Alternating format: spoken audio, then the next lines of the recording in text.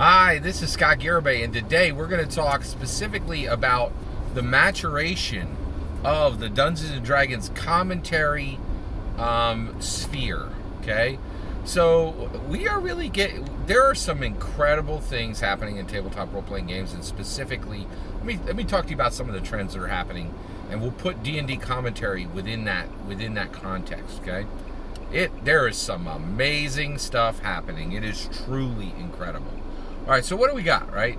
So really, one of the things that the pandemic has just cracked the world in half, and we're looking at some hard realities, and some of the numbers have been so clarified and so crystallized that a lot of the nonsense has just been brushed away, right? Here's some new realities. There's Dungeons and Dragons, and there's other TTRPGs. That's it.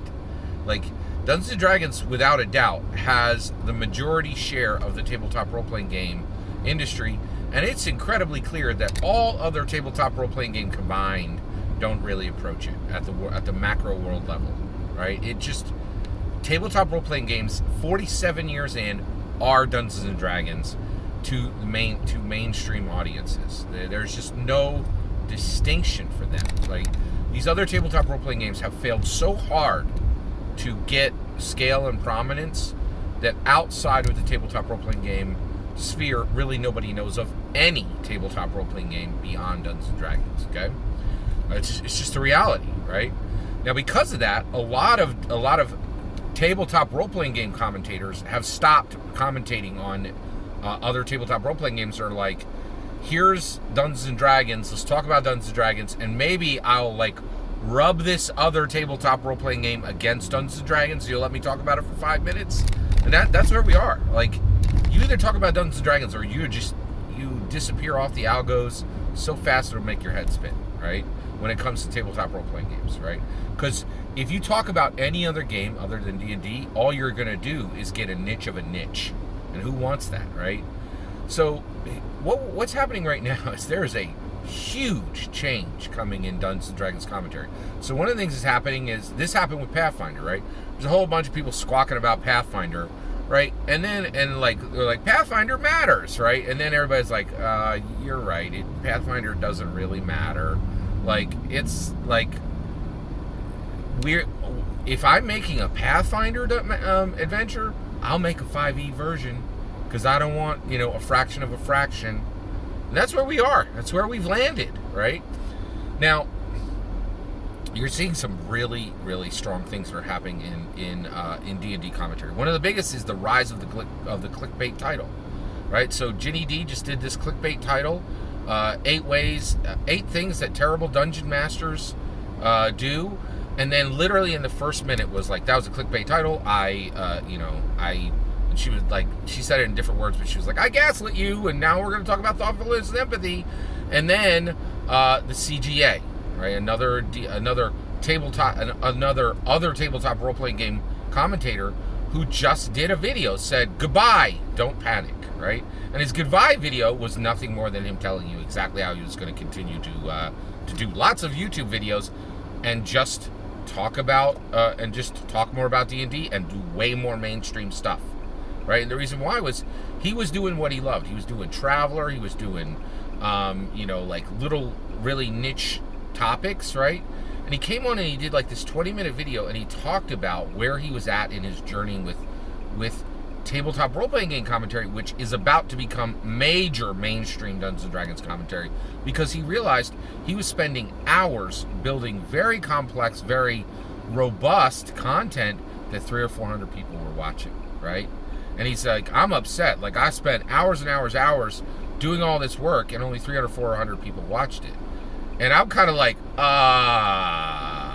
right. So first of all, I was like, oh, so one, you thought you were going to make money off of, you thought the road to success was going to be being a D&D commentator? I'll tell you right now, I think maybe there's 5 people in the world who make their living off of D&D commentating. And guess what?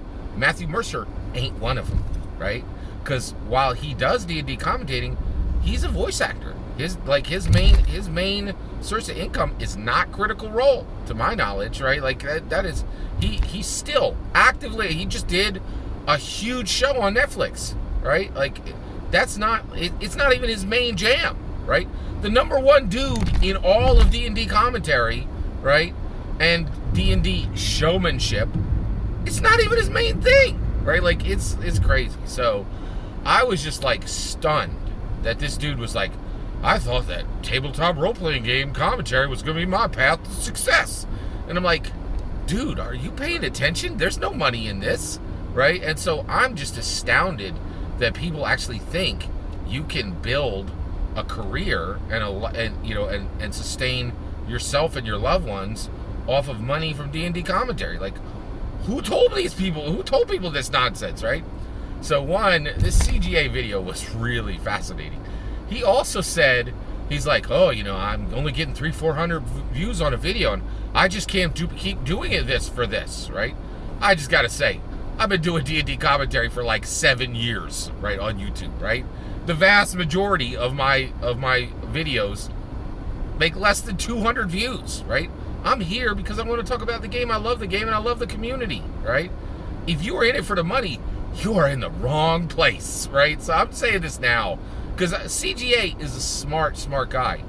How on earth did he think there was going to be a road to money doing this, right? Like, I think there's about 5 people in the world who have made it to the top, and there have to be easily 10,000 commentators, D&D commentators. Not kidding, 10,000 of them. That's a huge number. That is a huge number, right? Like, so I'm telling you, like, I just really want to warn you, right? If you want to be a D&D commentator, do it, right? But do it for the love of the game. Do it for the love of the hobby. Do it for the love of sharing with the D&D community. If you think there's money in this, boy, are you sadly mistaken, right? And it's clear from listening to the CGA guy, he genuinely thought there was money, that he was going to, find a road to riches in D&D commentary. I'm like, are you out of your mind? Right? And then he said, oh, and I need to tell you all, I'm going to be doing a lot of changes to my channel to bump these numbers up and get to 1,000 views per video, right? And he said, the reason why is this time is borrowed from my wife and from my son, right? And I'm like, okay, I'm hearing you. You're saying that your time is borrowed from your wife and son, and this is a concern. Okay, I'm listening, but are your son and wife worth 1,000 views? Is that the arbitrary number where it's worth borrowing time from them? Like, so this is just somebody who's been doing D&D commentary for a long time, telling you if you have any predilections that the road to fame and fortune is D&D commentary, and like that this is a path to make money, like, go do something else, right? Like, this is not a path to money, truly, right? I had to clarify this when I started seeing some of the nonsense that's happening in D&D commentary. Your odds are like 1 in 10,000 of making it, truly 1 in 10,000. If you want to take your shot, but I'll tell you, be careful as you proceed, because you can lose things, and I have seen people lose relationships with family members, lose friends. I've lost friends over D&D commentary, no two ways about it. Good friends who I haven't seen for years. You could take your shot, but understand you will absolutely pay a price, and that, and you really want to count the cost before you proceed. That's my thought. I'd love to hear your thoughts. What do you think is happening in D&D commentary right now? I'd love to hear what your thoughts on the matter. Who's doing it right? Who's doing it wrong? Do you think I'm wrong? Do you think that, like, you can make it, right? Like, in that, it's worth somebody's true noble attempt to make a living doing D&D commentary? I can't believe there's people who still believe that this unicorn lives in the forest. It is astounding. All that's my opinion. I'd love to hear your opinion. Let me know in the comments below. Please consider liking and subscribing, and have a wonderful millennium.